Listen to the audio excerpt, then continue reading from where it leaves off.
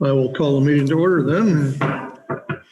And we do not have any minutes tonight to go over, so be looking at anyone who has any public comment to make on any issue tonight. Eric, is there anyone who wishes to speak? I don't believe so, Terry. I'll just one moment.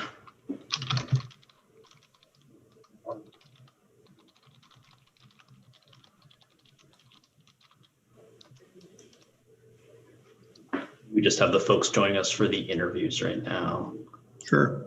Yep, I think that we don't have anyone for public comment. Okay. We'll move on to then interviews and appointments for the Community Justice Center board. And we have 3 candidates, and if they're ready to join the meeting, we're ready for them. Yep. Hi, Lisa, Ed, and Brett. I'm going to connect you right now as a panelist, so you'll be able to share your video and audio. It'll just be a moment.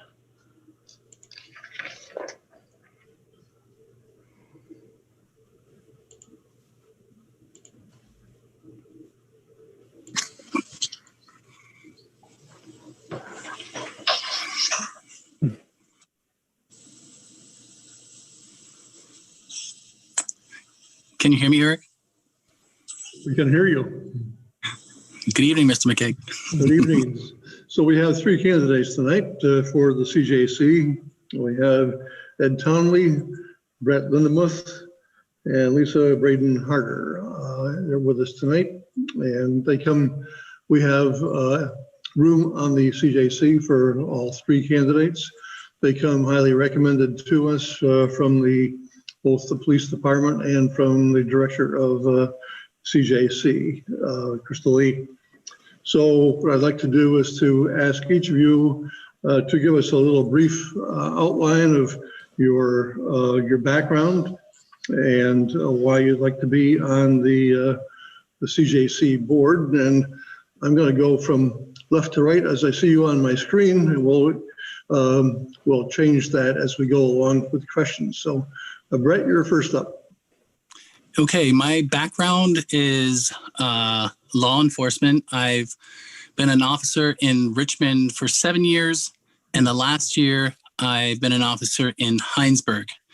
So I have 8 years on, and I have 3 years as an SRO in the Mount Mansfield Unified School District as a middle school and elementary school, serving all those communities.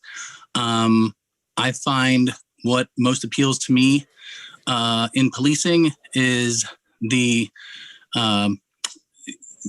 serving the community caretaking function, which the CJC is like front and center for the future. Alternative justice, and also with social services, bringing social services with police into the community. So those are the two things that most interest me. And I come to you as a resident of Huntington, even though I'm employed as an officer, and I routinely send cases to the CJC. In fact, both of the cases there tonight are from me in Heinsberg. But I do also would like to represent Huntington and help those folks become aware of the great thing that's going on in your CJC. Good, thank you. Ed, you're next. You're muted, Ed.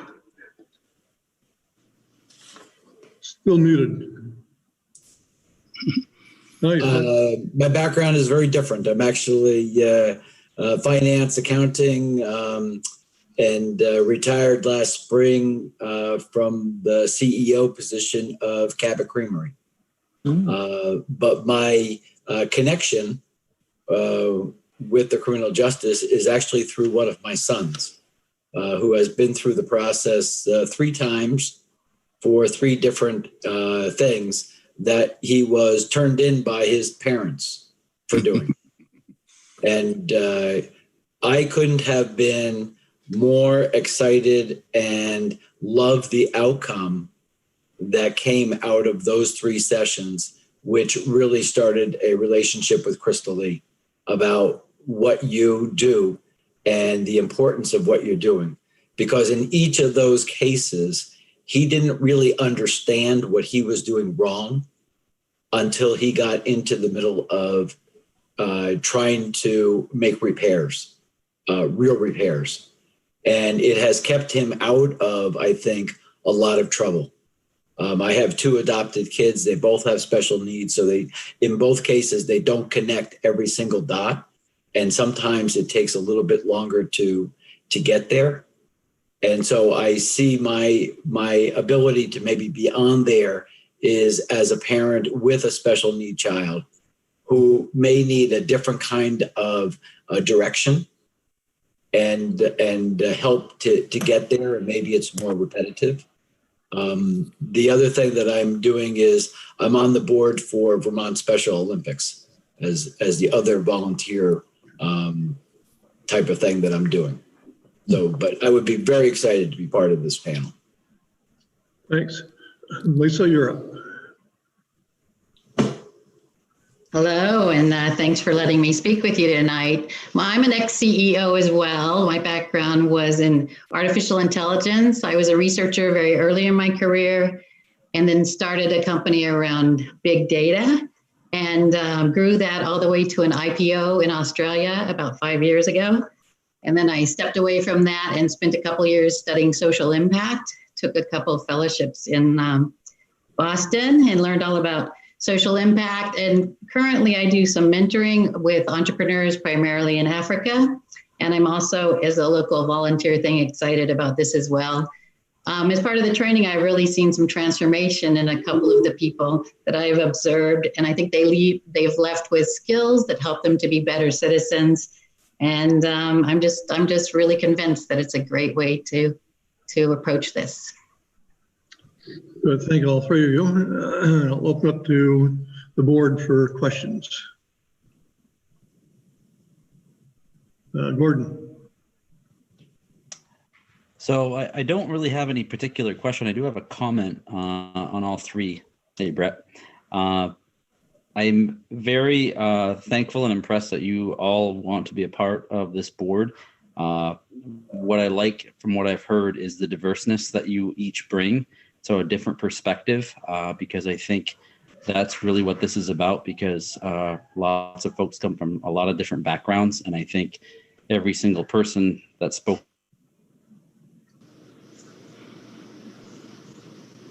I think you're frozen up, Gordon. We had that problem here a little while ago.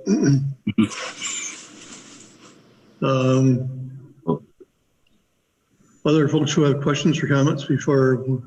Brett, just a comment, I guess. Obviously, if you're in on a law enforcement situation and it's in front of the board, you'd have to recuse yourself from determining the consequence of the people that you arrested. Would you agree with that?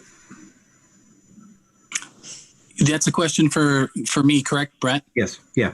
Yeah, absolutely. And I previously have participated in panels as the referring officer, but that's a very different role than what you're speaking of. Yes, thank you for the question.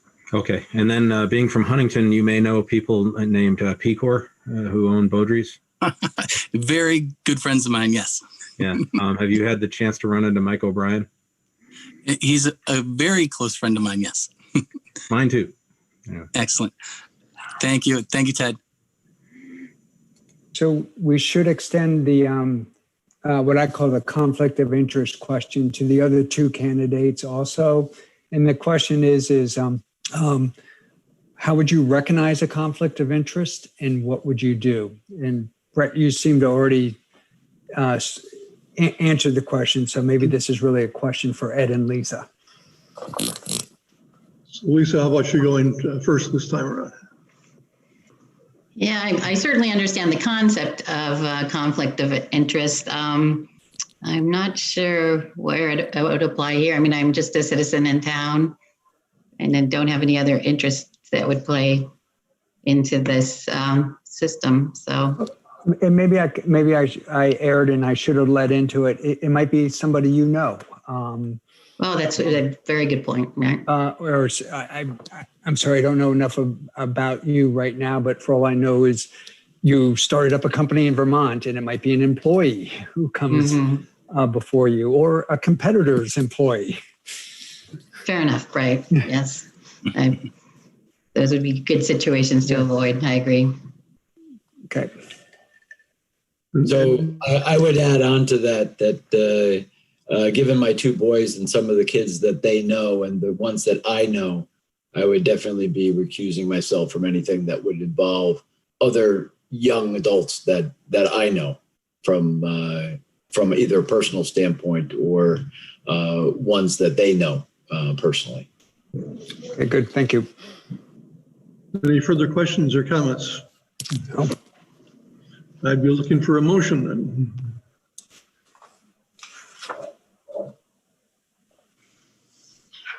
I would move to appoint Brett Lindemuth, Ed Townley, and Lisa Braden Harder to the Community Justice Board for an unexpired 3-year term through June 30th, 2023. Good second. And a second. Is there any discussion on the motion? If not, all those in favor of the motion, raise your hand. 1, 2, 3, 4, 5. So congratulations to all three of you. You are officially now part of the board, and we really appreciate your interest in pursuing this, and have a great time doing it. All right, thank you. Thank you. Thank you. Thanks, everybody. Thanks, everyone. We'll move on to mailing town meeting ballots is the question, and Sarah Mason is going to be joining us to discuss this. Yep, I see Sarah just logged on. So Sarah, I'll connect you right now. Just be a moment.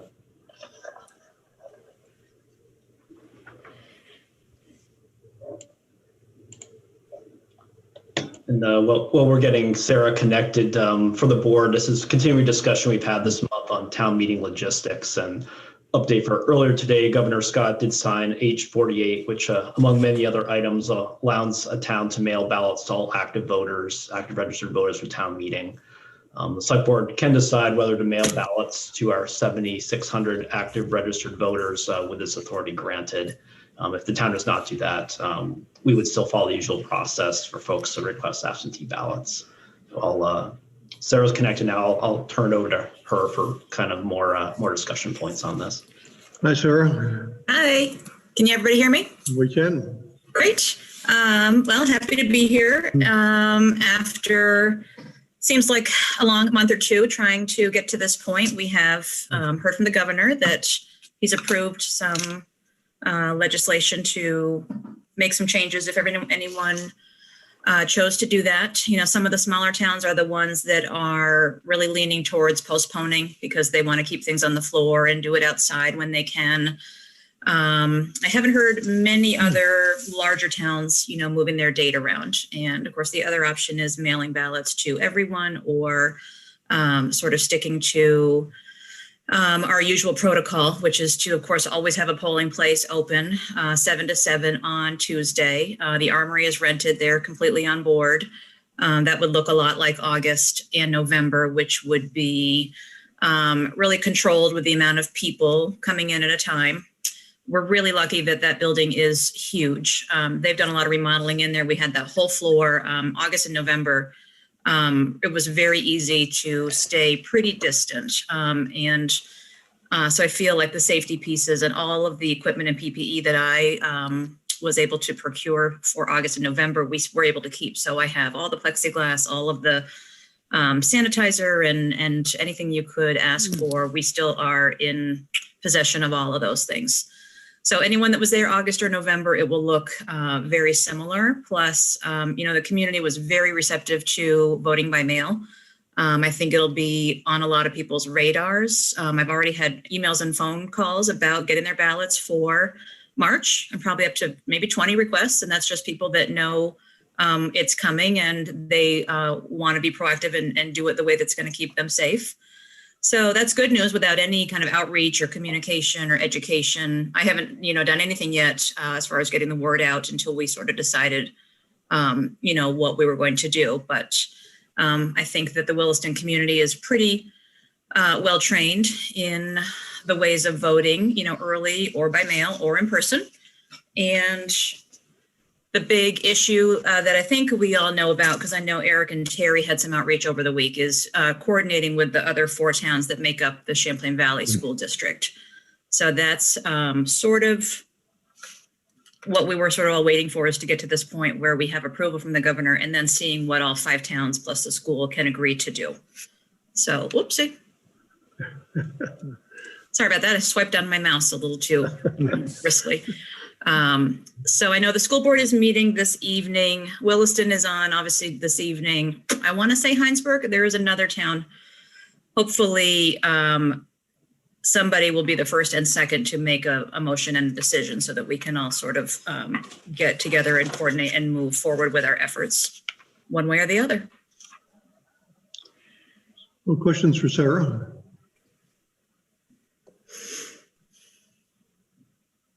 I don't know. State's going to pay for this? Postage is paid, yes. Out and back, and Ted, that's a great point, because normally we obviously always pay for them to go out. You know, we got our little postage machine and we can, you know, crank out. I'd say the most we've ever done, I was looking at some of the data, might have been 500 or 600 back when we thought that was a lot before dealing with August and November. And we always paid for it to go out, and people had to pay to return it. You had to put on, your 50 cents, maybe 65 if you wanted to make sure it got back. That was also pre-drop box. So the public it was not paid for before until August and November. And I think that the postage is there to be reimbursed, that I would wholeheartedly, I can get it reimbursed if we want to put return postage paid for on these, like people were treated to in August and November. If we'd like them to do this and we can make it as easy as possible and I can get that paid for, then by all means, I can put in for reimbursement for that. The Dropbox was wildly popular back in November, that I think, even with the postage on there, some people will do that anyway because they really liked being able to bring it to us and not rely on the post office. The post office is another factor. They won't be nearly as busy as they were during November, which had a lot of people really cranked up. They still will be busy, especially if people choose to have them do a townwide mailing, but that's another topic. But Ted, thanks for it. It's on my notes here. We can get postage paid, I think out and back, definitely back, because that's above and beyond what we had budgeted for. We always budget for stuff going out, but we don't budget for paying for it to come back. So we can put that also on the, topic of which way do you feel like going on the postage question? The other question I had is what is so difficult if the other towns in our school district don't do this too? I'm kind of confused how that interrelates. It's not that it's difficult, it's not equal. I can't mail a ballot to all of Williston and then Charlotte and Heinsberg say, we're not. Only if you are asking for one are you going to get those ballots. So Williston would have a much greater say in the shared school ballot if we were to do that. So really it's a coordinated effort between the schools and the towns so that it's equal to all. So it's kind of a prisoner's dilemma too, because if we don't do this and they do, then they have more say. And right. It's not that I don't trust the judgment of people in those towns. It's just that we might as well be equal. We have a Correct. CVU ballot too, is to go out as well, right? I'm sorry, Chair, we will have that to go out? The CVU ballot, that would go in the same envelope with the. Correct. That's the way it's always been. It's sort of called town school. It is done together. The only way, the school district, if they had to, could mail their own. If the towns can't decide and we can't agree with them, that would be cumbersome for everyone. It is written in legislation, the intent is that we shall try to coordinate and be in it together, so to speak. So We're going to be hearing from the Champlain Water District in a little while, and they have a bond vote scheduled as well. Is that a separate piece of paper for us as well? They've asked that to be on our ballot. So much like last year when they also had a bond, it's sort of all of our articles. And then the final article is for CWD. And I also see Joe Duncan's already in the waiting room right now from the Water District. If there was any questions for Joe, I might be able to connect him on regarding the ballot issue here. So Sarah, Jeff here, I just want to make sure I'm understanding correctly. So right now we're on hold waiting for the other towns to let us know what their thoughts are, how they would like to proceed. And then then you'll decide, whether we're going to mail them out or not, only if requested. So they're waiting on us as well. You could really say it either way. We're all waiting on somebody to make a decision. So really, I think that whether it's, Williston and the school district this evening, takes the plunge and makes a decision that will topple toward who's ever select board hasn't met yet. Okay. So it's sort of like we're waiting on someone to sort of make the first move, so to speak. And then tomorrow, we'll regroup and see if anyone has any other. But, back in the very beginning when we met, the consensus at that time was to sort of stick to what we know and protocol as usual.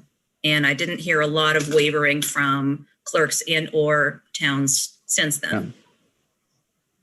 I also took a straw poll of the managers and administrators in our other communities in the district at the end of last week. And the feedback I got was there was no strong desire from those communities to look for the universal mailing of ballots.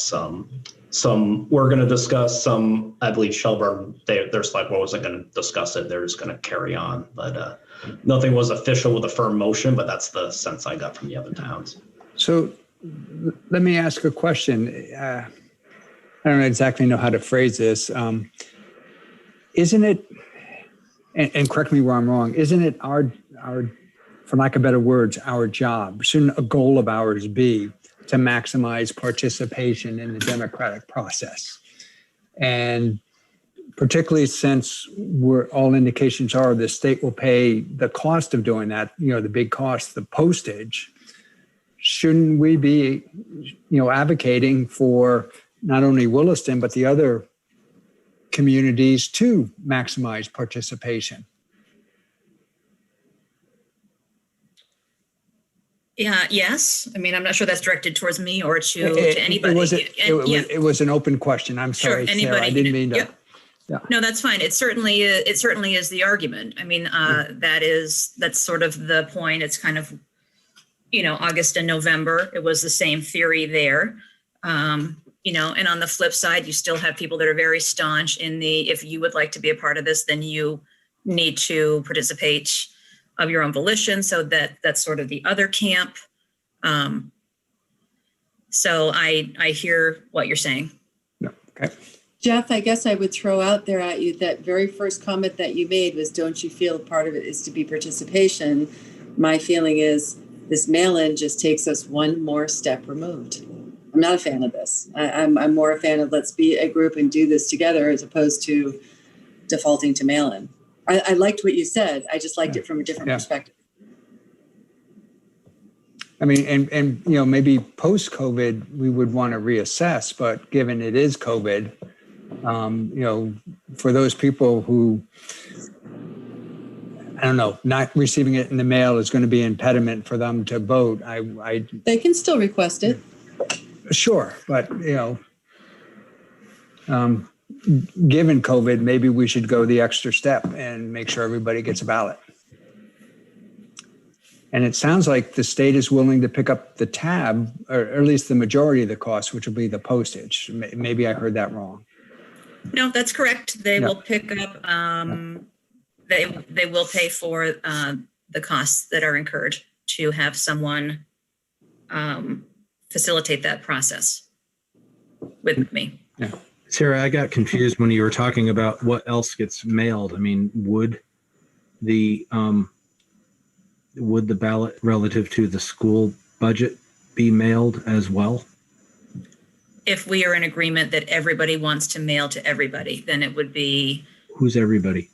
All five towns that make up the school district. So if they don't agree, then we can't send the school ballot out either? Not to everyone, only who would request it. I can't send that unless everyone is sending the school ballot. Is that what the law says? Yeah, it wouldn't be equal. What? It would not be equal if one town were to do that and not the others. Yeah, but is that what the law says? Eric, can you help me out on that one?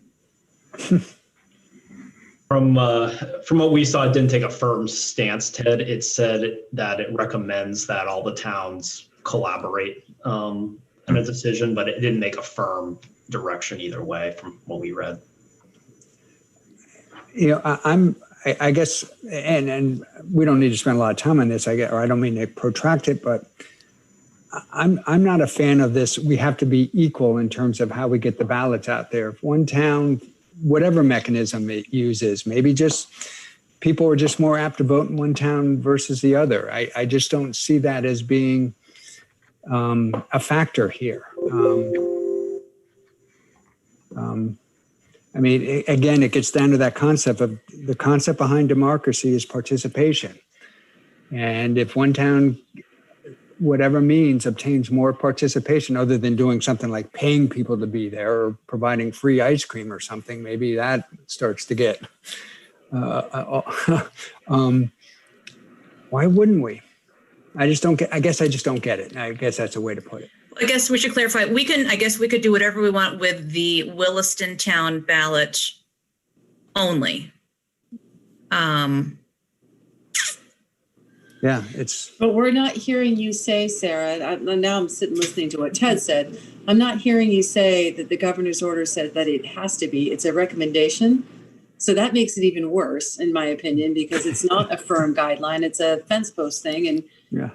I can see I can see why you're doing what you're doing.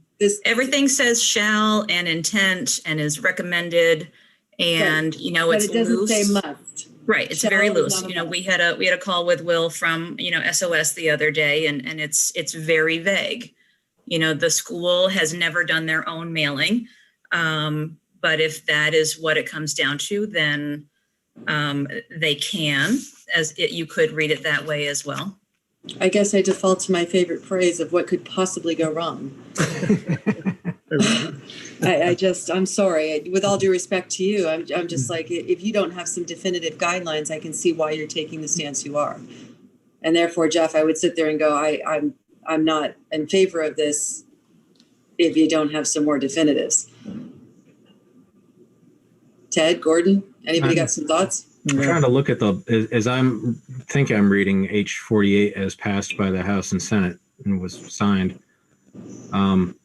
Section 1.3, and I guess 1C, intent for cooperation of municipalities. It is the intent of the General Assembly that municipal officers, including Board of Civil Authority and municipal clerks, shall cooperate with and assist school districts and other incorporated districts within with the administration of annual district meetings and budget votes. So that's it is the intent, but that's not the same as a directive. That's not the same as you all do this. Correct. My concern is twofold. One is that if we don't send out all of these ballots and everybody else does, then they're going to have a huge advantage with their votes over the citizens of the town of Williston. On the flip side, it's the same issue, but the second part of it, if we send out the town ballot, but we don't send out any other ballots, including the school budget, then the participation in Williston is going to be very, very reduced because people are not going to mail in their municipal ballot, and then make the trip to vote in person for the school issues. So that's going to drive voting for the school issues way down. I think. I hear you, but I don't like being backed into a corner this way. We're basically being forced into a vote that I don't want to take because, and I agree with what you're saying. I just don't like the way it's being done. Hey, Sarah, can I ask a clarifying question? Go ahead. Do you have a beat on what the other towns? Have you spoken to anybody? I know this is our decision tonight to talk about what's best for Williston and how we're going to handle that. But I'm just, curious. In years past, is there any formal meeting among the 5 towns to decide something like this? I haven't been on the board long enough to know. Yep. So we always meet usually, a little bit before to discuss. Usually it's taking the tabulators out to CVU. How many ballots are you going to order? Do I need 2,000? Do I need 4,000? What are you expecting on your turnout? Elaine usually has some, questions and pointers for us. Who's going to go out and deliver the ballots and those sorts of questions. So, seeing this being a big problem, I initiated that way back in early December to try to get in front of this before, anybody was even really saying the school ballot part is going to be the sticky wicket. And everybody decided, and at that point, postage being paid was not on the table. A lot of these things were not even out there as a choice. It's nothing that we've never done before. We don't know how to use a mailing house. 8,000 ballots, 2 sets of 8,000 envelopes going out. I'll need 8,000 return ones. like I said, postage on all of them. It's a logistical situation that we had never faced. So in the beginning, when we met, everybody was sort of comfortable with staying with the usual protocol of what we know. Mhm. All in And place and ask for your ballot. I don't mean to put you on the spot, but I'm wondering if there was, a vibe or a beat on, what other towns were, thinking. This, Gordon, from what I heard from the managers and administrators, I didn't get the sense that other towns were going to be looking to mail the ballots out to all registered active voters, at least from my conversations at that point in time last week. Okay. But Same. this still comes back to us making a decision for our individual town on whether we do or we don't mail those ballots. Is that correct? I would be concerned if we're sending out two sets of ballots, one for the town and one for the school, and everybody's receiving two different sets of ballots. It's going to be terribly confusing. I think they're thinking they're going to get duplicate mailings, and in fact, they may get duplicate mailings of the regular ballots anyway. So, Sarah, could you explain, is that the way it would work if we decide to mail the town ballots and the school decides to mail the school ballots, everybody would get two envelopes with ballots in it that they need to return? The school has never done their own mailing. It's a Okay. town school vote. Right. And they go together and you get both or you don't get either one. You can return only one if you feel like it, which, a lot of you have been on the receiving end of when they come back. Sometimes it's only one out of the two. When you have a pres primary, it's three things that are coming back all at once. So it is tricky on the, you wouldn't want to be doing two mailings. Yeah. Okay. So if we were to include the school ballot in our mailings, it would still be just one envelope that goes to every voter. Mm-hmm. Yeah. Okay.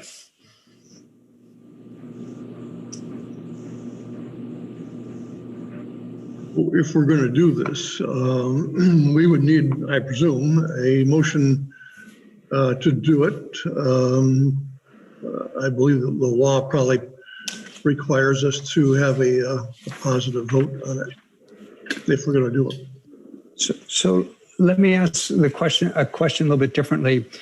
Is it possible to give, what I see is some hesitancy on the select board to say yes to mailing all ballots to all voters or mailing ballots to all voters. Is it possible to give Sarah the direction she needs that say, if that's what the other towns decide, you have our approval to do that? I guess lack of better words. But if that's what if the other towns decide, no, it's only on request only, you have our approval to do that also. Is that possible? I think what Terry was about to say is that at some point there does need to be a motion on the governing board, which would be you folks. If we don't want to do it tonight and wait for some more feedback over the next few days after other towns meet, Eric, does that sound, am I hearing that correctly, that we could, postpone and wait for, some more definitive feedback from those towns? Yeah, I guess at the board's direction, we can certainly call a special meeting with one agenda item for this later on. I know, as you said, Sarah, the school board was meeting tonight, so there may be some more, there's clarity and a definitive motion made from that body. That will certainly help if we check in the next few days after they've had their meeting, which, like I said, I believe is this evening. And I just want to check. I don't feel like there is concurrence on the select board that we should mail ballots to all voters, or at least not right now. Is that an accurate statement? The way I count votes, I think that's true. Okay. I would be in favor. Well, I think the pandemic changes everything as it has for a year now. So I think I'd be in favor of it, given the situation we're in, but not if the other towns are not sending their stuff in and out by mail. But and when I say stuff, I don't mean their town ballots. I mean their school and other municipal corporate ballots. Bond. I'm sorry, Terry. You said there's a water. The Champlain Water District is going to have a bond vote. Yes. Yeah. So I mean, if those things are not agreed, if those things are not sent out by mail by the other towns that make up the municipal district that is relevant, I'd probably be opposed to us sending any ballots out by mail, just because I'm afraid that people, as I've said, if they're going to get a ballot and they're going to mail it back in, but it's not going to be the school ballot and it's not going to be the water bond, and so our participation in those decisions is going to be vastly reduced. I was trying to draft up a motion. I'm not going to make it tonight, but just so people are aware of what I was thinking, I was thinking that we'd move that the town of Williston send an Australian ballot for the March 2, 2021 municipal town meeting to all active registered voters pursuant to H-48 signed by the governor January 19, 2021, and move that the town of Williston send all other Australian ballots for the March 2, 2021 election by U.S. mail, provided, the first one should have said U.S. mail too, provided that all other towns making up the relevant municipal corporation have voted to send their Australian ballots by U.S. mail as well. I think that way, and again, I think we should do this as a special meeting, but my thought is that if we do that, that way we're protected, that if they don't send any ballots out, then we won't. If they send all their ballots out, then we will. And I still don't like this. I apologize, Ted. I'm sorry. Okay, go ahead. I'm still not a fan of this, and partly because you're going, well, if this wasn't COVID, if we didn't have COVID, we probably wouldn't be having this discussion this way. True. But since we are having COVID, I certainly don't want to pass something that this is not for this year. This is going forward. Is it not, Terry?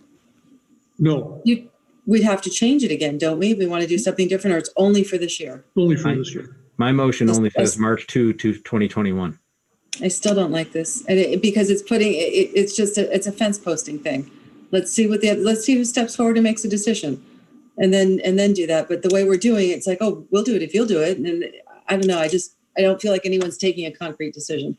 Well, I would do all of it if I weren't so concerned that the other towns are going to not do it, and then we'll lose out on a voice in the school budget vote. But Otherwise, I'd say send them all out by mail. Yeah. I don't like this Act 48. I don't like the way it's written at all. Yeah. So I'm not a fan. So I guess I'm a little bit confused. Note easily done. Why is it that if we choose to mail out the town ballot to all voters, why is it that that could not also include in it any other ballots that need to go out, the school ballot or the Champlain Water District It could. ballot? I believe it could, right, sir? I think so. So that would be my motion, is that we mail all ballots to all residents and all voters in one envelope.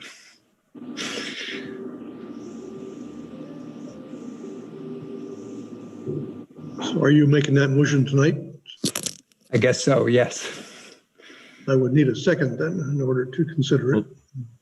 Before that, just, so that we can have a discussion on it, I will second the motion. All right.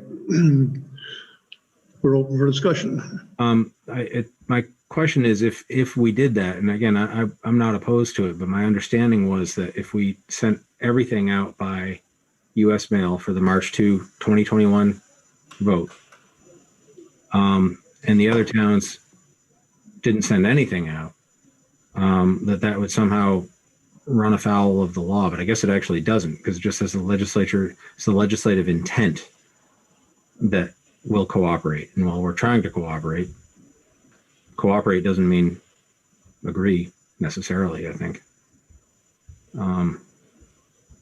But The only thing definitive out of our roundtable discussion last week with Will from Secretary of State's office is that you can't do one without everyone doing it. And where does he get that?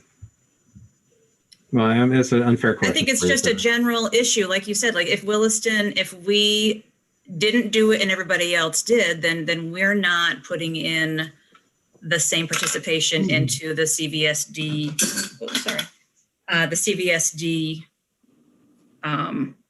ballot input from each town. And so I'm not arguing with you. That just doesn't make sense to me. It just doesn't make sense to me that it matters that Williston gets better participation than any other town in Champlain Water District territory. I mean, what if we get a tremendous microburst thunderstorm over Williston during election day and we get lousy turnout because of that? You know, I don't know. I guess it just doesn't make sense to me. All towns should be trying to do what they can to maximize voter turnout. Just period. And if Williston does it by mailing ballots to everyone with every ballot in the same envelope, great. If other towns have other ways they feel they should do that, you know, great also. That's their decision.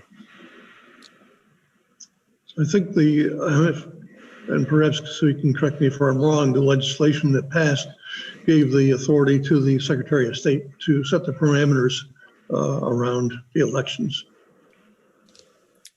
That piece was giving them the authority to help, I believe, and approve things that we could do, drive-through voting and some of the other things that were in place for August and November.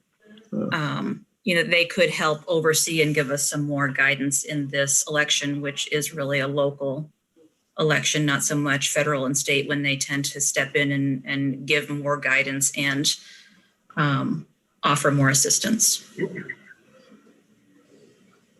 Actually, as I'm reading the statute, he's only authorized here. Secretary of State is only authorized to order or permit supplemental election procedures related to the 2021 annual municipal meeting.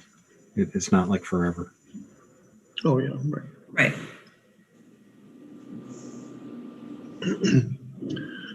So we're still in this discussion. Go ahead. I'm trying to wrap my head around this too. So the major difference from November is because that was a national election. That's why that directive was given to have all voters receive mailed ballots. Right. Okay. Yep.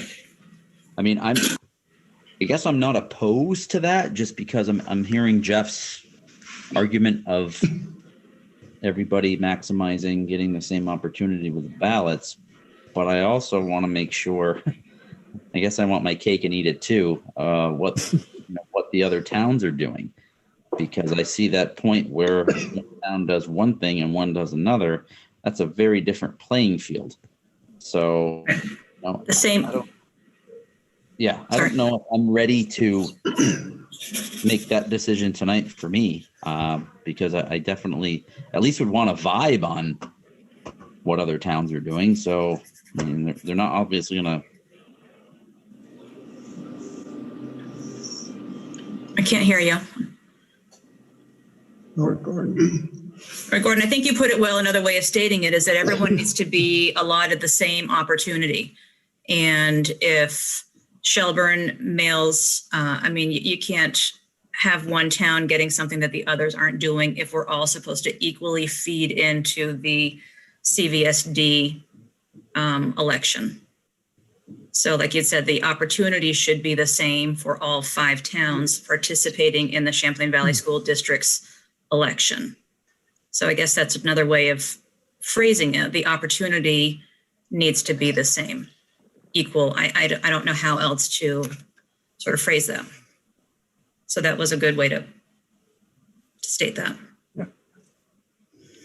So, and after this, maybe I'll just be quiet because it's going on for so long. To me, it really comes down to what town is it making it more convenient to vote? You know, Williston may make it more convenient by mailing out ballots to every voter with all ballots in that. Other towns may not make it so convenient.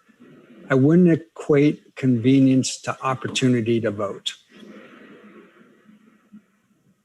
What are our and other towns' deadlines on making this decision?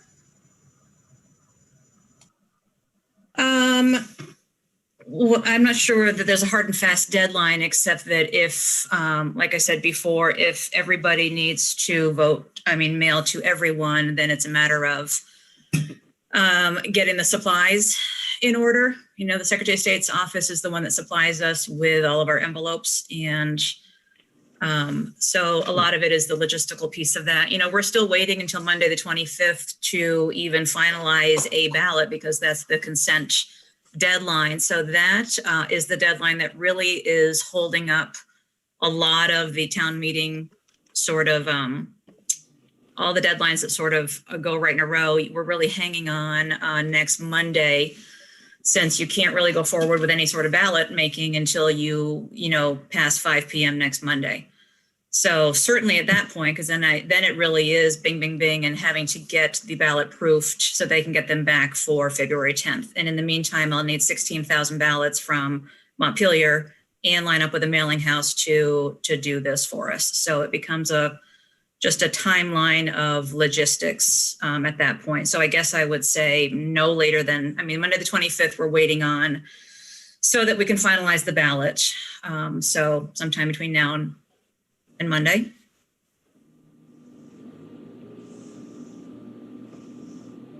I'm just thinking if we pass Jeff's motion, that does give the other towns time to reconvene if they have not made the same decision. This is just rather unwieldy, because there are other municipalities that are making the same decision, and we're told to cooperate with them, but it turns out that we're not them and they're not us, and we're not in the same room. Yeah. I'm still against this. It's a we'll do it if you do it kind of thing, and I don't like it. And, it would be a different story if we had been able to talk about this, October or sometime forward. This is a lot to put on people with, 30 days to sort of figure this all out, from a philosophical, let alone logistical standpoint. If we were talking about, going forward, do we want town meeting to be universal like August and November were, then, there's the timeline, there just hasn't been a lot of preparation time for this. And I do recognize that. And I recognize Sarah, you're the one who bears the brunt of this, not a lot of time. And it can get done. Like I said, this whole time, I've had 2 different paths sort of ready. So we will be able to react and make it work. But the coordinating of 5 bodies is the difficult part. Sarah, I do want to thank you and admire your efforts, because you always seem to have plans A, B, and C always in place, and I very much appreciate that. Thank you for everything you do. Sure. Thanks. Sure. So the motion before the board is that we're going to send all of the ballots out by mail in the same envelope. Correct. We don't get to decide what CVSD wants to do, though. They decide what they want to do. But can I ask you this? How would they decide what to do if we said we're not going to mail anything and they said, yeah, we want ours mailed? Then we'll say, you're going to have to do it. Here's a checklist and a tabulator, and you're going to mail those out. That is a possibility. Will had said that is not, we shall try to coordinate. It is the intent to try to make this work for everybody. If one town, because like I said, if we can't decide to mail a ballot for them, they need to decide, which hopefully they are meeting right now, and we can get some feedback from them. So I guess that's the trouble with that motion, is that we can't decide to mail their ballot to 7,600 people unless they want us to. So I'm confused by this. So if Williston went to the school district, no matter how they decide tonight, and said, we would like 7,600 ballots because we want to put a Champaign Valley High or School District ballot in every envelope we're mailing out, they could say no to that? I believe they can. They can choose that people will go to the polls. They can choose you need to ask. And I think it's because, well, like I said, they're trying to coordinate and be equal all over the 5 towns. They're a separate legislative body, so probably that's true. Mm-hmm. Well, This really also hinges, apply- this really hinges on them, I guess, is what it comes down to. And that would really apply to the water district too? It would have to, wouldn't it? Well, all right, so what happens? What happens if the school district says, yes, we want everything mailed? The town of Williston says, yes, we want everything mailed. But the town of Heinsberg says, we don't want anything mailed. Then is the school district going to mail their Heinsberg school district ballots to the Heinsberg voters themselves? I don't think so. So would this all fall apart? I think so. That's Chaos, Yeah. dogs dancing with cats. kind of, yeah. Do you remember? Yep. Do you remember Get Smart? You know, chaos versus control. Chaos is winning. I feel like we're under the cones of silence right I now. was reading It what is. was done. It's sort of like a bad Venn diagram is what I've been saying all week, because, you know, there are certain groups that overlap and there are certain groups that are not overlapping, and Yeah. I'll leave it at that. So why are we adding to the chaos? I don't think we are. In fact, I think we're trying to, you know, at least make our position clear, and which maybe in a sense is adding to the chaos, because everybody's going to try to make their position clear. And if we don't agree, or, you know, and I assume we won't, you know, I can't see that happening, to be honest with you. The part that still bothers me is that CVU, and I'm not arguing against CVU, but that they would have, or CV SD. school district. Yes, thank you. I'll never get over that. I know, it's hard.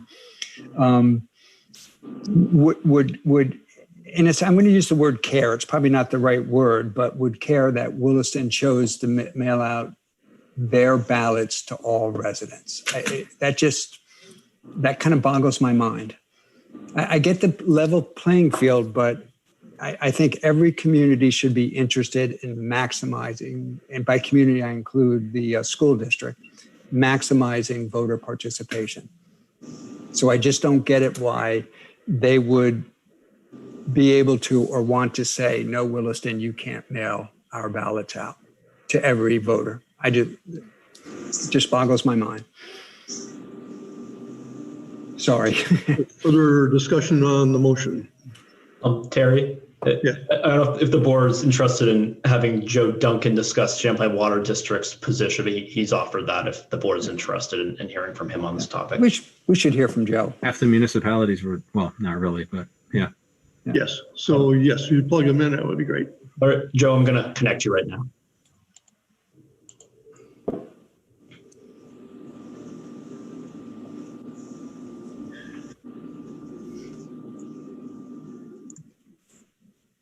Hi there, Joe. Good evening, everybody. So we're going to do this sort of piecemeal with CWD. We'll talk about the bond issue and the ballots right now. Yeah, it'd be great. Liz Royer will be joining me as your Wilson rep, so that'd be, and I was only going to speak on our position. So, CWD serves 8 communities, 12 municipal systems in those 8 communities. So we're everything from Shelburne to Milton now to the village of Jericho. So our legal counsel, historically, we have always piggybacked on the town ballots. We continue to do that. Our plan is to continue to do that. Sarah did present this to us as a potential concern, and we did talk it over with our attorney. And our attorney has indicated that that voter turnout has varied throughout the years in different communities. Some communities showing up more than others. Obviously, this is a potential difference in ballots being mailed. But ultimately, his opinion was it came down to that we were not going to modify our approach as long as this bond vote opportunity did not deprive any registered voter from casting a ballot. So our position is each community, as far as CWD is concerned, can do whatever they feel is in their best interest to serve their communities. We'll piggyback on that. And as long as we don't see someone being deprived of the ability to vote, we're just going to go along with it. So I figured I would just share that with you. And, as far as we're concerned, that's how we're handling it. And that may or may not provide any influence on what your decision is. It's not meant to, it's just meant to be, this is what we're doing. And just listening along. Thank you, Joe. Go ahead. Anybody have questions for Joe? No, at this point, Well said. we'll be back to you after 8 o'clock. So Thank you very much. thanks. So the question before us, is there any more discussion on the motion? If not, then all those in favor of the motion, raise your hand. 1, 2, 3. And those opposed, raise your hand. 3 to 2, so the motion passes. And we'll move on then to the next item of business, and we'll be anxiously awaiting the results from the other towns. Yes. Sorry, Terry, I went to disconnect Joe and I just contacted Sarah right when we were voting. So You're right. I was like, well, what happened? What was that? What happened there? So we had 3 in favor of the motion and 2 opposed, and the 2 opposed were Joy and myself. So that was the motion to mail ballots to everyone Yes. from the town part, and still waiting on the school part to see how that will play out. Yep. Okay. Well, stay tuned for tomorrow and we'll see. I think that this is going to take some further, well, we'll see what CVSD happens at their meeting this evening. Okay, thanks, everybody. Sorry, it's more confusing. Thank you, Sarah. It's more confusing than one would think. Thanks. Bye. Let us know when you hear it from the other districts as well. So, I will let you know tomorrow. yeah. Thanks. thanks, Sarah. Thank you, sir. Moving on to the Oakview Hill Trail Dog Restriction, we have Melinda Scott that will be joining us. Mr. Chair, while we're waiting for that, are we allowed to censure the legislature for really uncoordinated and unwieldy? We can do whatever we Poor want. writing, appalling writing. Government Operations Committee. You weren't on that, were you? No, I was not. Okay. I wanted to be, but I never got appointed to it.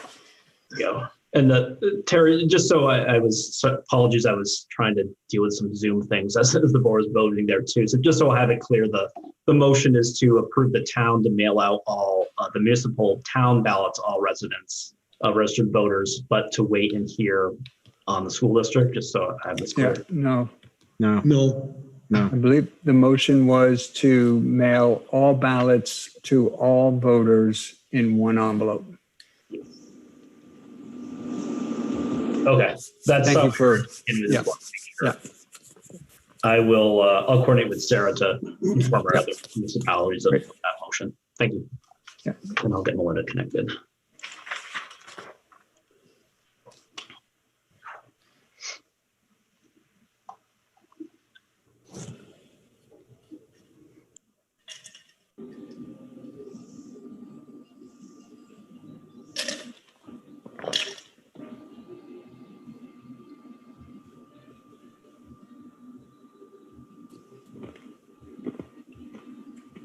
Hi, Melinda. Welcome. Hi, everyone.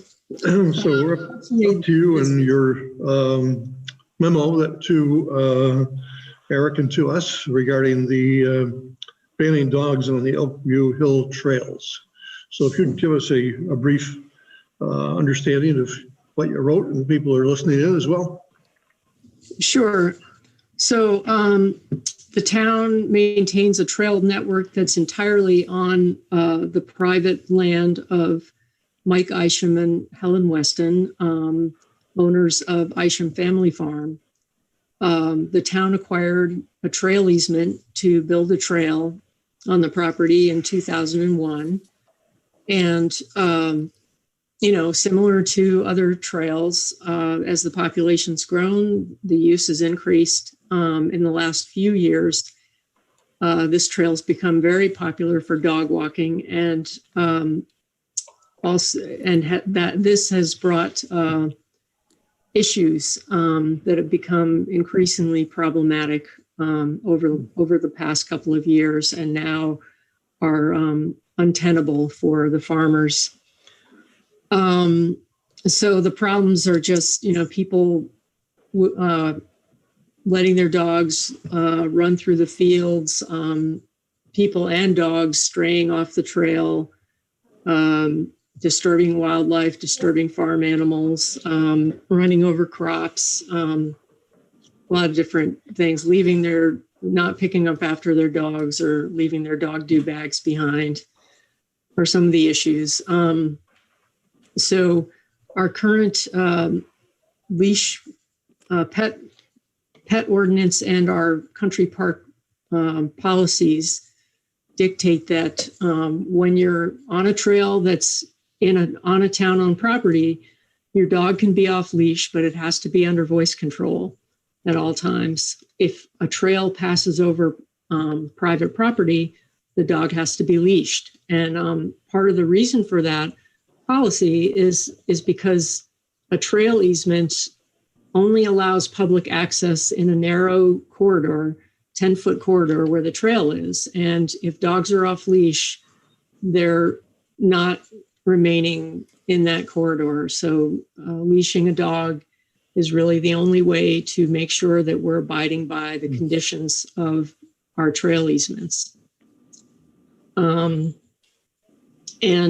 the reason why the trail is restricted to a narrow corridor and public access isn't allowed everywhere on the private land is so that these landowners can have some privacy and carry out activities in a way that's manageable, where dogs and people aren't interfering with their enjoyment of their private property and the activities that they want to do on the property.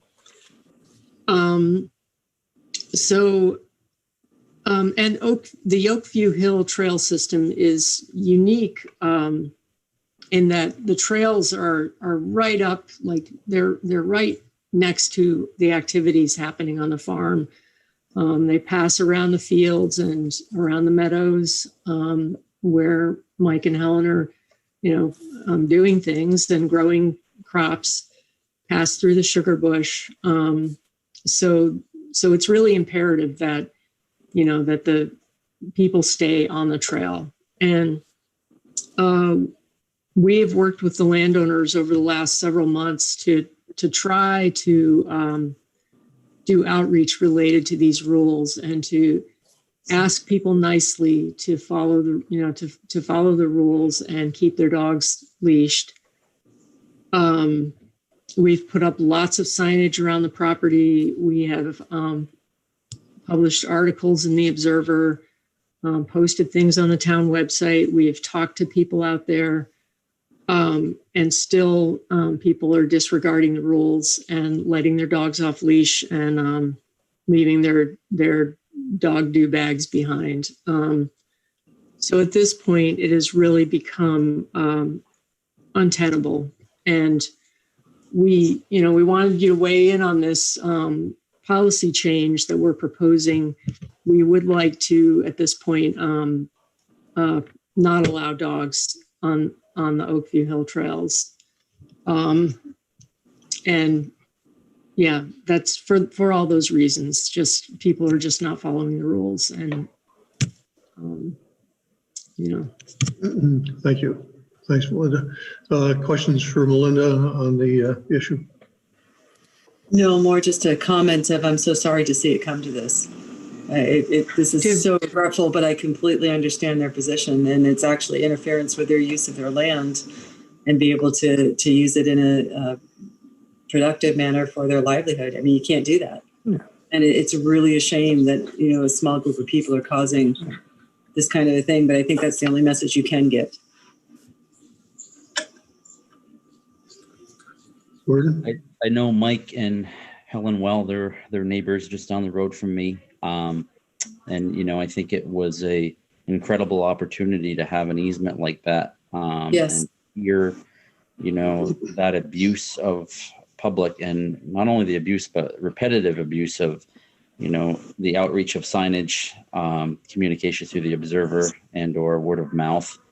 And it can be a small select group. I realize that, but whether, you own a quarter acre or hundreds of acres, it's still private land that's a privilege to be crossed. And it's unfortunate that it's come to this, because I'm a dog lover too. But there's also a responsibility that comes with that when you're when you're participating in an easement across someone's private land. So I'm frustrated. I've talked to Mike and Helen about it as well.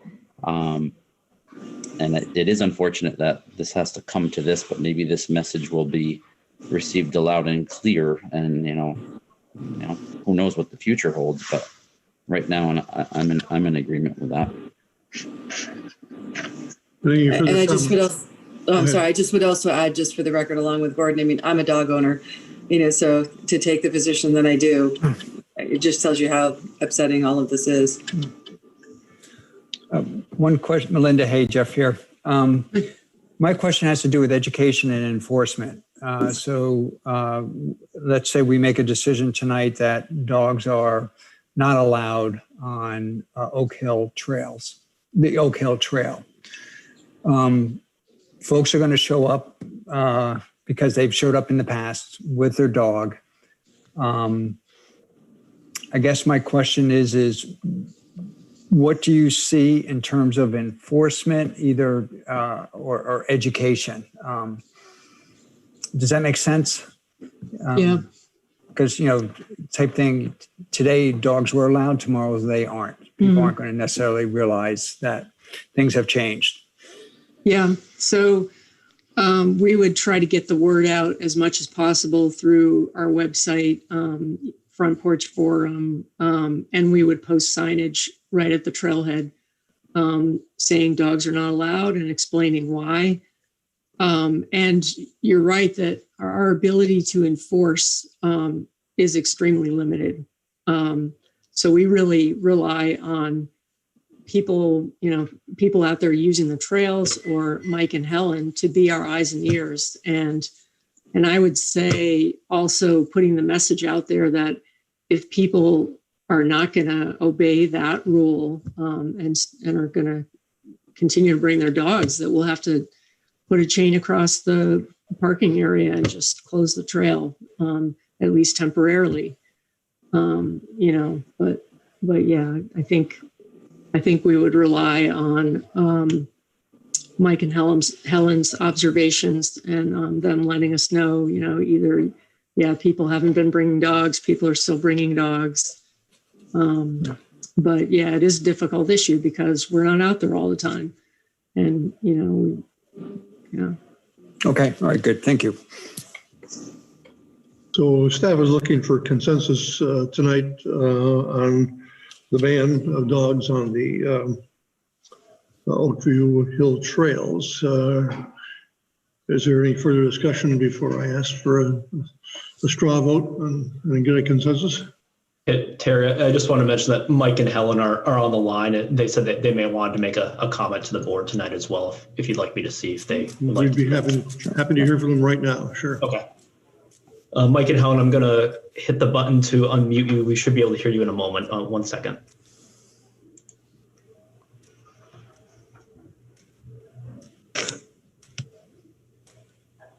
Mike, you'll just need to hit unmute. Welcome, Mike and Helen. If you're ready to speak, go ahead. Well, thank you, and welcome to the farm. Kind of dark. And thank you, Melinda. You're welcome. Yeah. It must be nighttime there. Mike, we can't see you if your camera, your video button is on the lower left. If it's clicked. Oh, the camera. Oh, I didn't do the video piece. I just never mind, it's our fault. Yeah. If you guys, I'm just wearing my pajamas. I don't like to surprise people until I don't put my. Just the voice in the dark. Go ahead. One of the things, hi, I'm Helen Weston. Thank you for speaking with us tonight. One of the things that I wanted to say was, first of all, I appreciate this coming up. And I wanted to clarify that it is not a small group of people with the dogs. It is actually an overriding majority of the dog owners, not pointing fingers, but I think that's important to point out. And also the importance of our work here is we have an overriding essential question that we have every time we walk out the door. And the question is how does our work today affect the environment. So we put the environment first, and through speaking with many state departments like the Fish and Wildlife and the state environmental enforcement officers, people like that, there are the Forest, Parks and Recreation, trail people from the state. This is not an isolated issue. It's becoming more and more prevalent throughout the state. And the enforcement officers are frustrated because they don't have enough people to enforce it. And therefore, more and more people are not abiding by rules, I'm assuming, because they can get away with it. So. And this would be a good lesson, lesson to the dog owners that they have to be more respectful on other trails as well, not just, the farm here. Good, thank you both. We appreciate your comments tonight. You're welcome. Do you guys have any questions for us? I think the memo from both Melinda and your letter to us over the weekend really explained things very well. Okay. Yep. So I'll ask the board then if is there any more questions or comments to make before we have a show of hands on the consensus? Hearing none. All those in favor of supporting the effort to keep dogs off the trails and to ban them, raise your hand.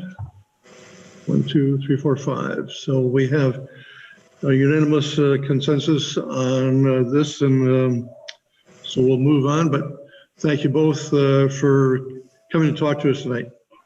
You're welcome, and thank you very much also. Thank you, Melinda. You're welcome. Thanks. Thank you, Melinda, and we'll move on to the next item. That's the Champlain Water District report. So we can bring back Joe Duncan and also Liz Royer. Joe and Liz will get you connected right now.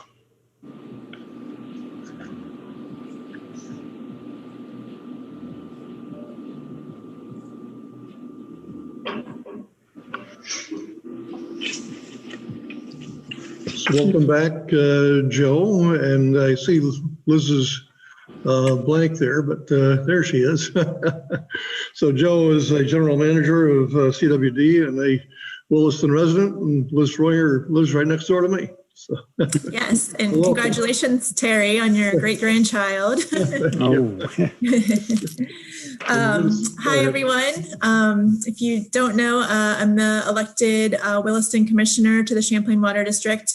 I was just trying to calculate in my head, and the last year's been such a blur. I think this is the start of my 6th year, maybe my 7th year as the commissioner. So thanks for having us tonight. And I would say there's, kind of the same theme as usual, which is good news in the water world, that there's not a lot that's different this year than in past years. In terms of the rate increase, the proposal is approximately 7.9 cents per 1,000 gallons. And that's along the lines of what we've seen the past several years, and probably about the average for about the last 10 years. In terms of the rate increase, that's the Champlain Water District portion of the town's water rates. So that is detailed on page 6 of your packet, which the title of that is CWD Uniform Wholesale Rate Increase Impact on Served Municipal Systems. So in terms of what that comes out to be in terms of the average family monthly cost increase, that's about 43 cents per month. Okay. If we look at the next page, which is the comparative retail water rates, these are from December 2020. You'll see that Williston is in the middle of the list. I think that's right where we want to be in terms of Chittenden County. This isn't just Champlain Water District served systems, but also includes the city of Burlington and Colchester Fire District too. So again, that's where we've been, and I think that's where we want to continue to be. Thank you, Liz. Yep. Go ahead. We've got more to present. I just wanted to bring your attention to one more page, which is page 10. I'm not sure if this has been provided in past years, but this is the graph that shows the town of Williston historical average daily water usage. I know there's been some questions about that in the past. And this is actually really quite interesting to me. And Joe and I were talking about this earlier today. With the amount of development that we've seen in Williston, I mean, this goes back to 2001, which is right around when I moved to Vermont. So I definitely have seen a lot of development in Williston happening since then. And the first kind of peak that you see, and then kind of the big drop, Joe was mentioning that's likely due to the Williston IBM campus and the water usage there that dropped off. But other than that, there's no real pattern. It's kind of right around that same 0.69, 0.68, 0.69 million gallons per day for Williston. So, I think, in the industry, we generally look at, yes, there's fixtures that are using less water and that type of thing. People are becoming more conscious about water conservation.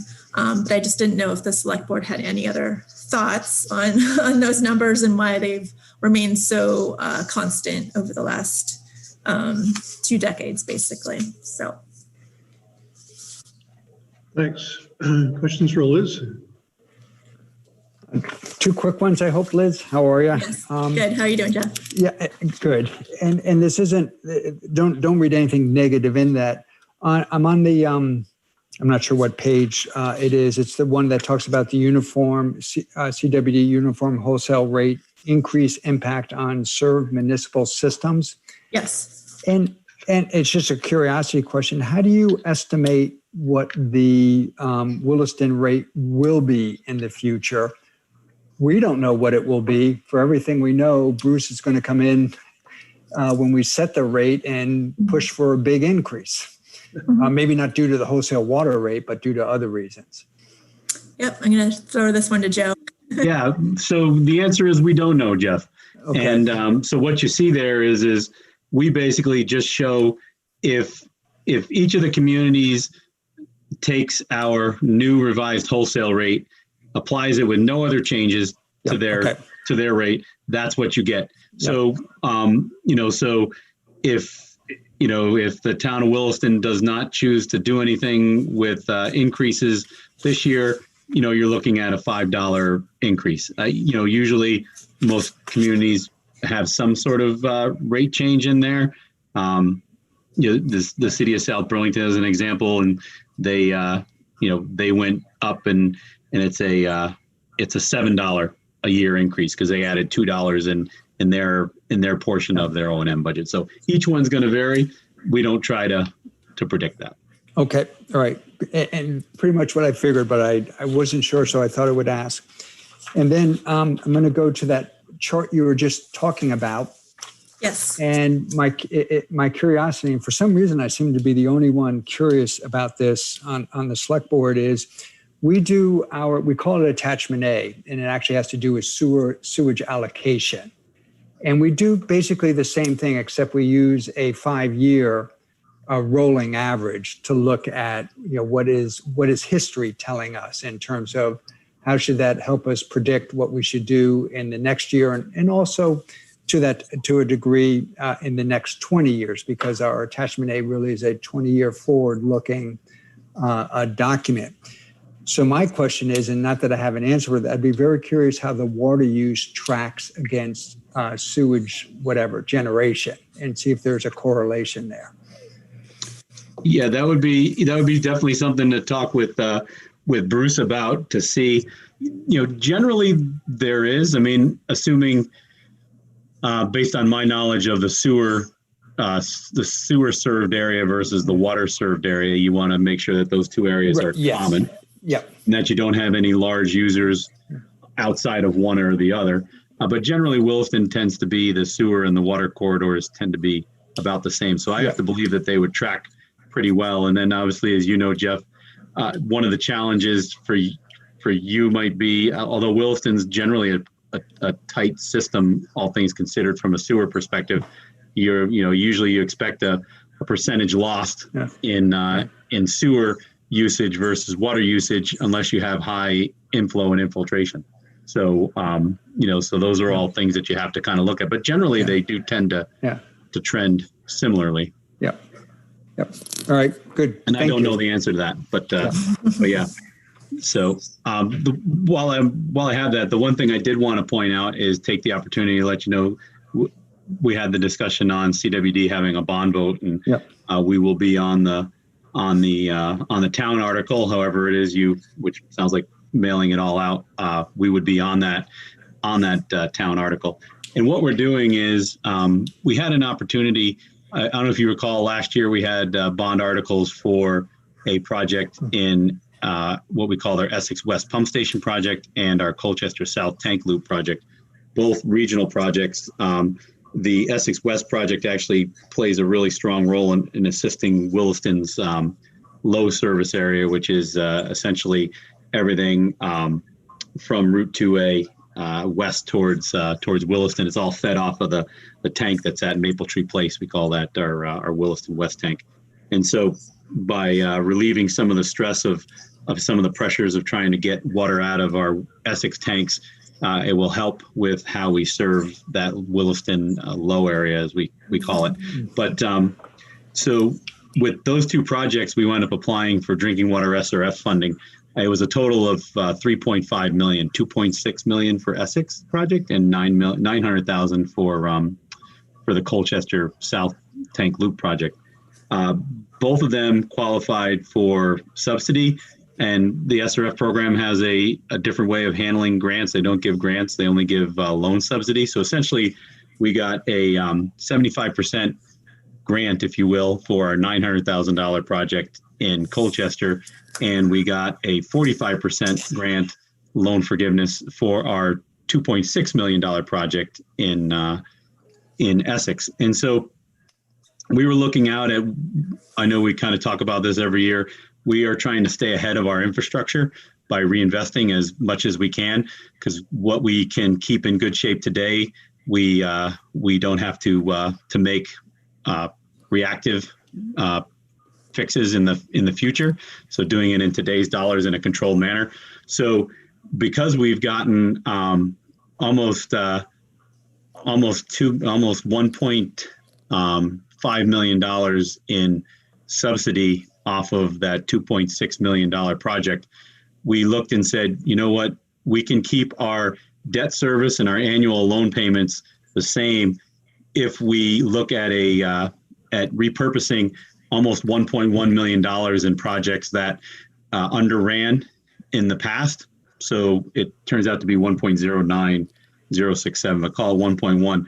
So we can take advantage of the historically low bond market right now, where we're looking at a 1.5% loan for 15 years for this 1.09 million. And that fits actually slightly below what our debt service would be if we didn't get any of that loan forgiveness. So what we're trying to do is say, we had a great situation of getting some loan forgiveness, and we want to take that and reinvest in some other capital projects, from our raw water pumps that pump water from the lake up to our system, to fixing our south water filter tank at the plant, to putting in variable frequency drives for our pumps, and some particle counting system replacement. So trying to do that proactively. So that's what our bond is about. It's a net neutral bond. So if that bond passes, we're not raising the rates. Joe, what is the lake thermocline system? So the lake has stratification in it. So what we have is a thermocline system that monitors the temperature from the surface of the lake down to 80 feet below the water where our intake is. And we use that as a protective measure in trying to predict how. We also have a stream gauge at the La Platte.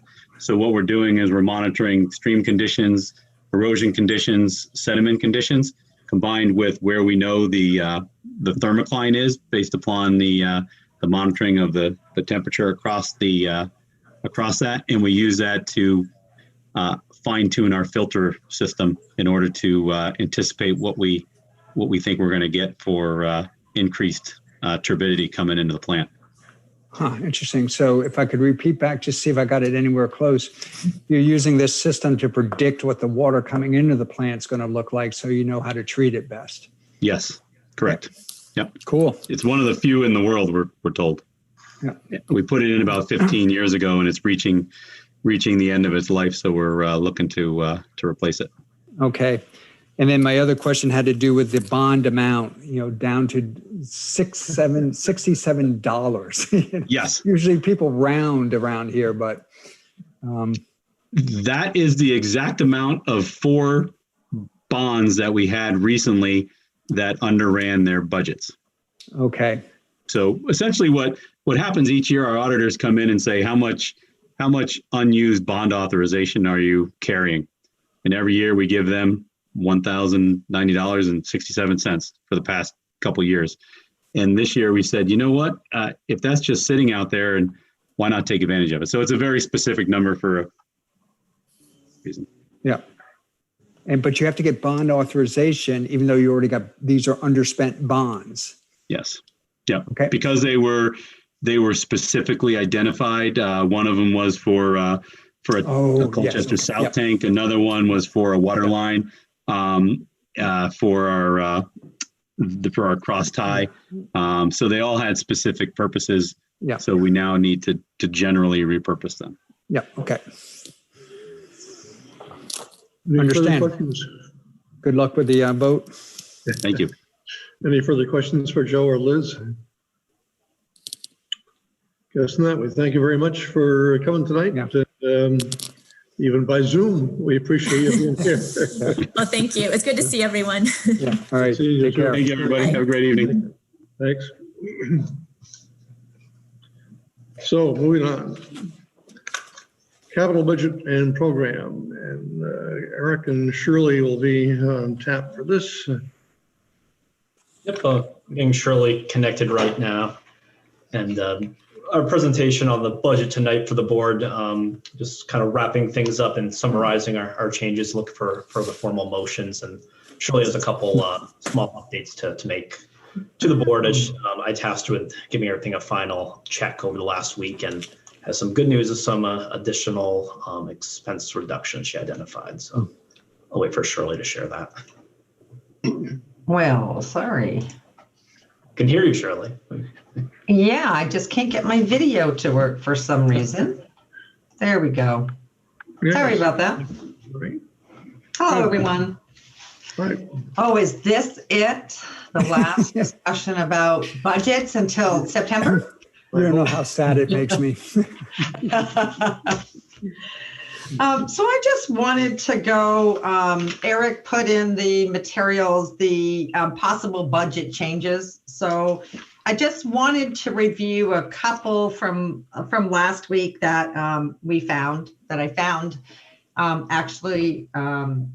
I was working on the water FY22 water budget draft for our drinking water state revolving loan fund for Lamplight Acres, and I found that I had made a mistake in the allocation of some insurance benefits out to the proprietary funds. So on your expenditure changes, there's one new reduction. It says allocation of benefits to proprietary funds. That's the $10,000.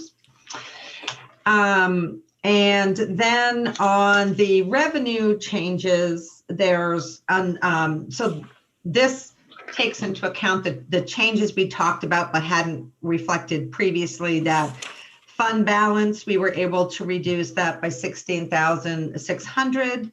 And then the revenue for property taxes, that $107,906, just represents the amount we needed to reduce it by from the original budget we presented, so that we are at a tax rate that's exactly the same as the prior year. So those are the summary of those changes. Do you have any questions? Okay. Anyway, And other than that, so the budget that we have now proposed with all of those changes is $11,571,355, which is, I said to Eric, we got to find $145 and make that an even $100,000 decrease from last year. Pretty darn close. So it is $100,000 less than the prior year. And that was our goal from the beginning, was knowing what's happening now in the economy, is to bring in a budget that was lower than the previous year.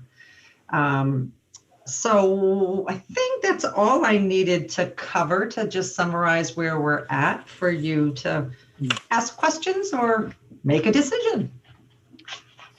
It ends up being a 0.86% operating budget reduction on that side of things. Okay. Well, looks like you did exactly what we asked you to do last week, so I think we're in good shape. Any further questions for Shirley? no questions, just that same comment. Thank you. Nice job. Very nice job. Takes a team. Yes. So we'll be looking to adopt the capital budget and the general fund budget with two separate motions. Move to adopt the capital budget and program for fiscal year 2022 through 2027 as amended through the budget adjustment summary. Second. Motion made and seconded. Is there discussion on the motion? Hearing none. All those in favor of the motion, raise your hand. 1, 2, 3, 4, 5. Thank you. And we're on to the general fund budget. I'd move to adopt the general fund budget for fiscal year 2022 in the amount of $11,571,355. Is there a second? There is a second. Is there a discussion on the motion? Hearing none again. All those in favor of adopting the motion, raise your hand. 1, 2, 3, 4. Gordon? Frozen. And 5. So we're on to the town meeting warning then. And Eric? Thanks everyone. So I have the draft warning as it stands now in your budget packet, and you'll see I've filled in the blanks in Article 3 for the budget number and the amount of money the funds be raised by taxes as discussed here. One thing I will mention to the board, due to the vote earlier this evening regarding the mailing of ballots, I'd advise we adjust the language at the bottom of the warning to reflect that information. And I may consult with the town attorney just on the exact language there. But if the board's ready to make a motion tonight, I may suggest that the motion include with changes for that language as staff sees fit or something thereof. Okay. And the CWD question, is that's going on our ballot? Does it need to be warned somewhere? They have a separate warning they've provided. The separate one. Yep. Okay. We don't have to worry about that then. Okay. Yep. Yeah, not to my knowledge. I know Sarah's received a separate warning, I believe, so they should be all set on that one. Questions for Eric regarding the warning? Yes. What are you saying that we need to add to the end? Yeah. Request earlier absentee ballots is the issue that if we're actually mailing them out, then there's no need to request an absentee. We had language, actually would have been in November. We didn't, something to that extent to let inform folks that the ballots will be mailed.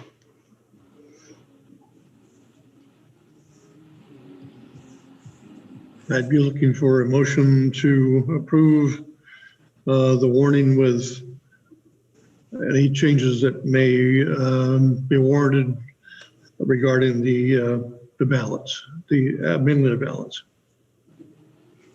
I'd move to adopt the official warning for the public information hearing and town meeting vote by Australian ballot to be held on March 1 and March 2, 2022, with the provision that the town manager is authorized to make clerical revisions to the warning at the end to coordinate that language with the mailing, the mailed voting resolution or motion that we passed tonight. Yeah. Second, if we amend it to March 2, 2021. Ooh. Yes. Yeah. Okay. Yeah.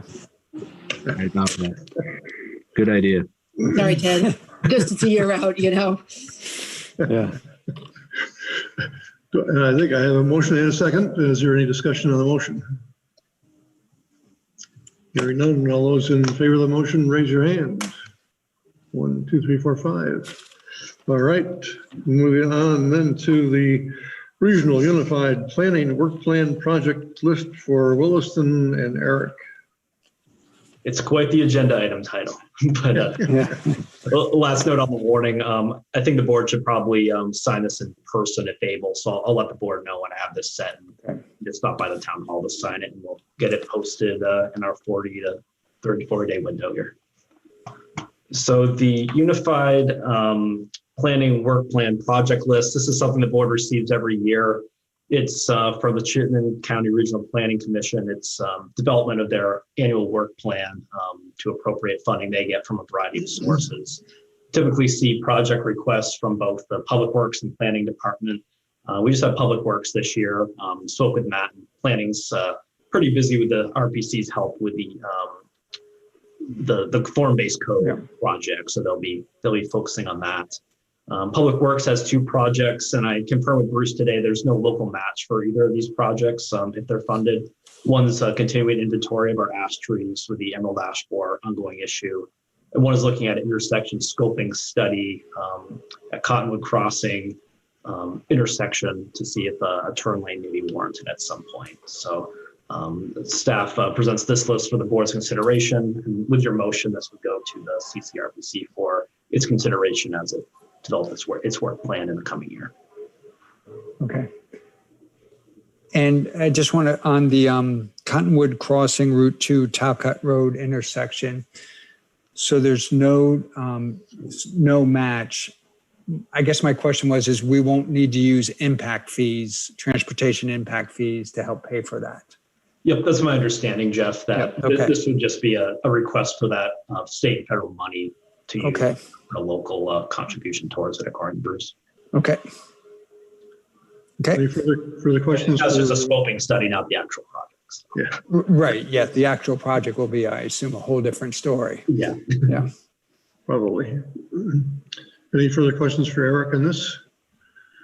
I'm looking for a motion.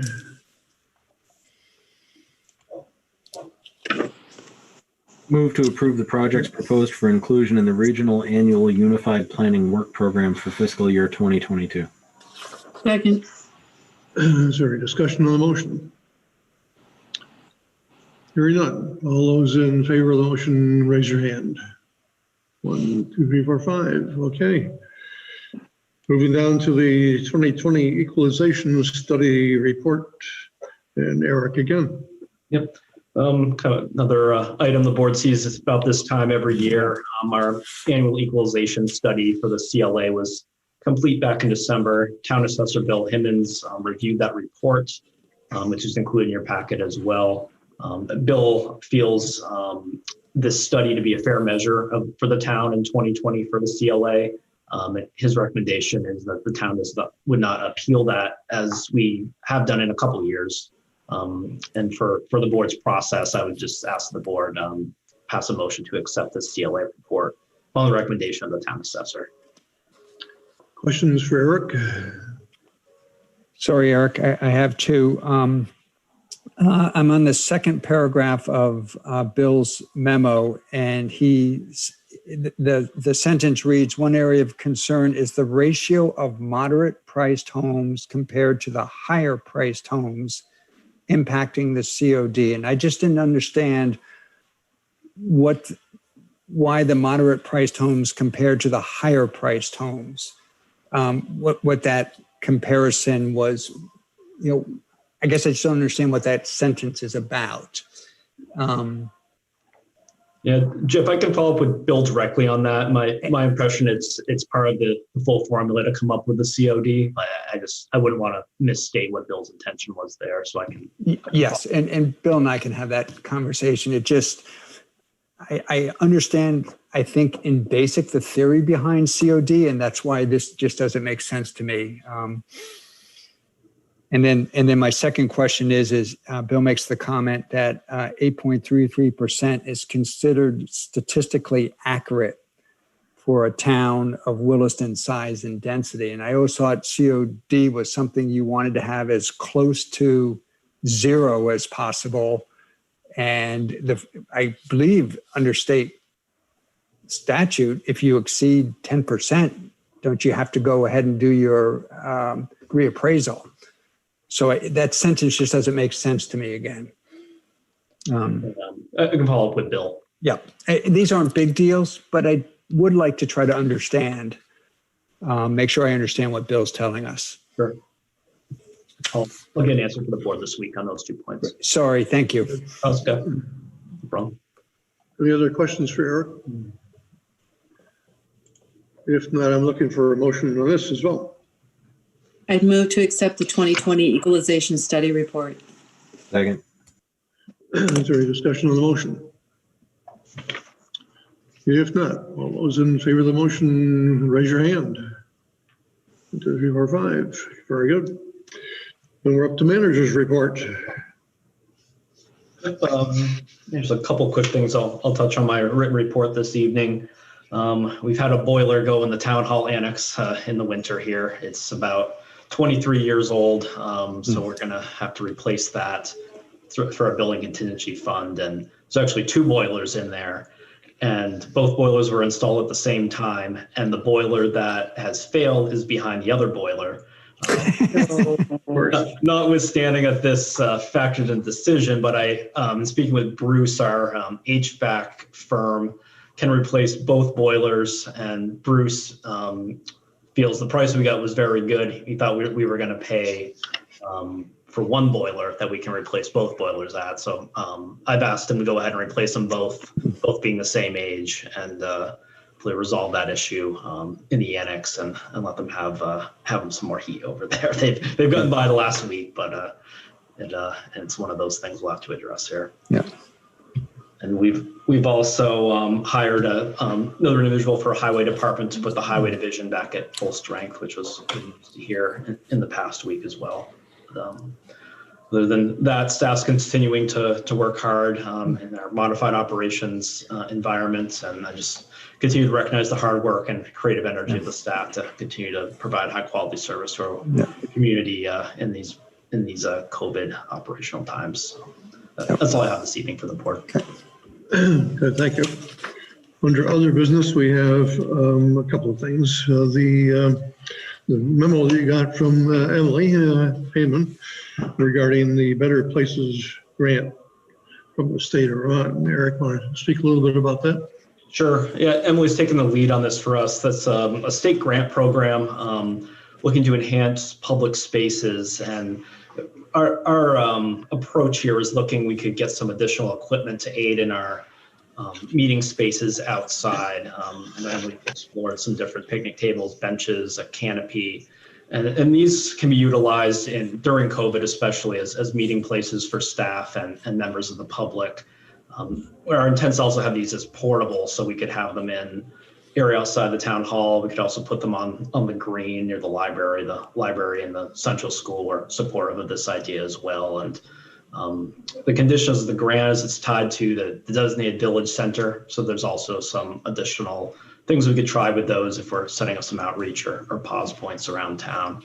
But this kind of sprung off a larger discussion. I spoke with Rick McGuire on behalf of the Rotary Club and some other groups. Might be some real potential to look at the area between the town hall and the annex to add some additional improvements and create kind of a different park meeting space. Some other groups might be interested in contributing to that. So this grant would just, it may help out with that kind of larger vision project. Just want to thank Emily's put a lot of work into this, and one of the conditions of the grant is the select board, as the owners of this property, would need to just provide staff with permission to apply for the grant. So that's the question you have before you for this evening. Questions for Eric? Just real quick, Eric, $50 match, if I read that correctly, $500 match we're anticipating. Yeah, a match isn't required, but from reading the guidelines to help you out, and we can certainly, we're prepared to find some adequate funding between a couple line items. So. Okay, and then the other is I noticed the existing bike racks in town on town-owned property are referred to as wheel bender bike racks, and I was. I think I know what that means. I'm wondering if that was a Matt description of what they are versus a technical description. Yeah, I don't believe it's a technical term. We'll find in many places, but I think it's relating to the size to fit the wheel in to have to really get it to fit. So yeah, I know those bike racks have been around for quite a while. So. Yeah, well, good. Well, thank you to Emily for doing this. Any questions for Eric on this? There is a motion suggested at the end of the manager's document. I'd move to authorize staff to apply for a Better Places grant for the project outlined in the staff memo. Second. There's a second. Any discussion on the motion? All those in favor of the motion, raise your hand. 1, 2, 3, 4, 5. Okay.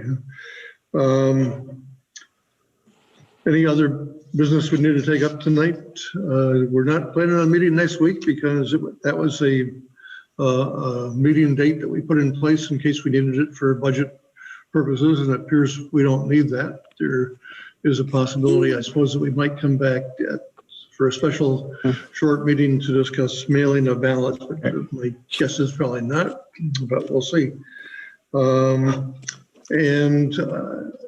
on the your website emails, you may have gotten an email from a company that's doing the something for the planning department on form-based zoning and the possibility of having them interview each of us as well as other folks in town. So if you haven't seen it, you may take a look for that. Okay. Any other business for tonight? If not, thank you so much for all of your hard work on the budget and everything else we've done in the last 3 months. So thanks, and we won't see you until first week in February. We are adjourned. Thank you. Good night, everyone. Everyone, have a good evening.